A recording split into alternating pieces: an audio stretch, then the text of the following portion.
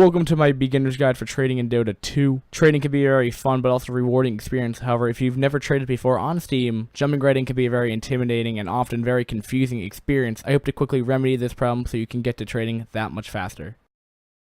Trading terms: buyout. Buyout is used when there is a merchant selling a set or an expensive item. The buyout option is the highest price that the seller is going to make the buyer pay. Think of it as the buy it now option on eBay. Current offer: just as it sounds, it is the most recent offer given to the seller. Depending on the rarity, scarcity, and demand for the item might go up for auction where multiple users bid for the item. Keys are the currency in Dota 2 trading. I will speak further of keys when I talk about the currency of the game. Want is used as a header in trade chats and forums to identify what the traders want.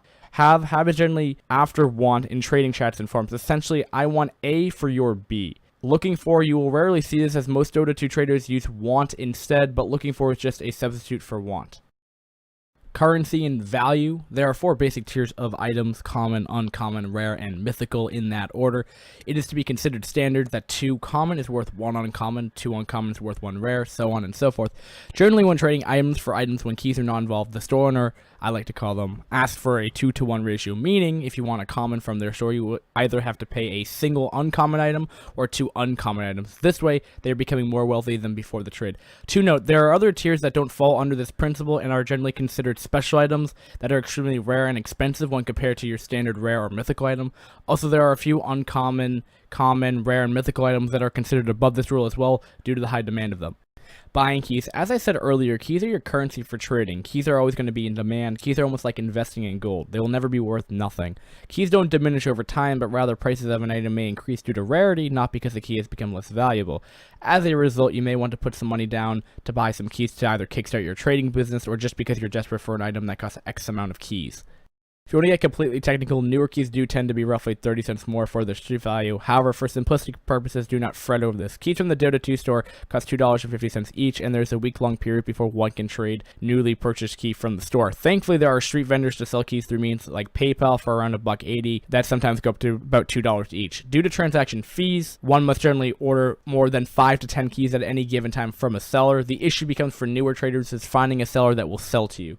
As you would expect, no one wants to get scammed. There's a reputation system implemented for item selling. You start off with 0 reputation, so your first few transactions, the seller will only sell you a few keys where you pay first and they give you your keys.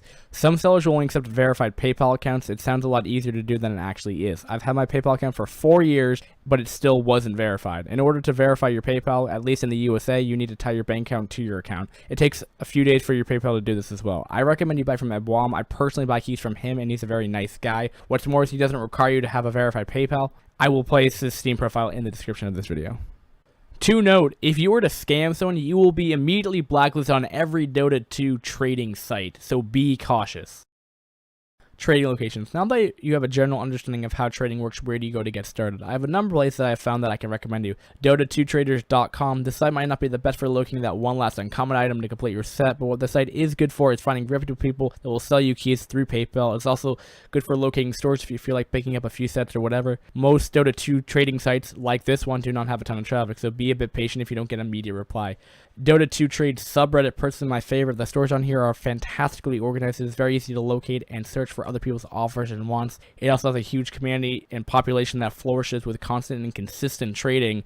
TF2outpost.com. A friend of mine showed me this site. I never feel like people directly interact through this site, but rather just post their offers and wants. I believe most people just follow up through speaking directly through Steam and has traffic for all items, however, which is nice, and what lacks from Dota 2 traders and Reddit is made up here with this eye candy and UI. Dota2lounge.com. The site has the most eye candy of all the trading sites, which is nice. Still, just like TF2 Outpost, people add you directly through Steam if they see a trade offer they like. Can't say too much otherwise since this is not my primary way I trade. Dota2marketplace.com, essentially just a TF2 Outpost but dedicated to Dota. I also want to say it runs off the same script as it all looks the same.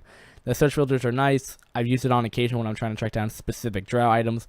In-game chat is a great resource. I like it a lot when I'm just looking to trade some commons and uncommons. Love to look through other people's inventories. Downside is that it's quite difficult to find special items. You have to be on top of your friend requests because if you wait too long, people don't remember why they added you, and if you don't remove them, you'll have an extra 200 friends online by the end of the night. It gets annoying. Viewing another's backpack. Viewing another's backpack in-game is not an optimal experience when looking through hundreds of items because you can only see 16 items per page. The easiest way to view someone's backpack is to head over to tf2b.com and paste their Steam ID. Simply in-game, right-click on the user's ID and copy and paste the URL when their Steam profile comes up. It should look like this. The letters and numbers between the second to last and last slash is what you want to copy. Once completed, you can completely look over their inventory and you can search it as well. It is extremely helpful. Closing. Dota 2 trading is a blast once you become involved. However, do keep in mind it can become something a bit stronger than a hobby if taken a bit too far. Don't spend hundreds upon hundreds of dollars on keys because you want to continue opening chests. Opening chests is a gamble and most of the time you lose. Just be considerate of the amount of time and resources you put into trading. Remember too that trading is supposed to enhance your experience of Dota 2. I've seen all too many people just trade and never actually enjoy the gameplay of the game. I hope this guide has been helpful. Feel free to add me on Steam. I'll be sure to add my profile in the description. Happy hunting, everyone.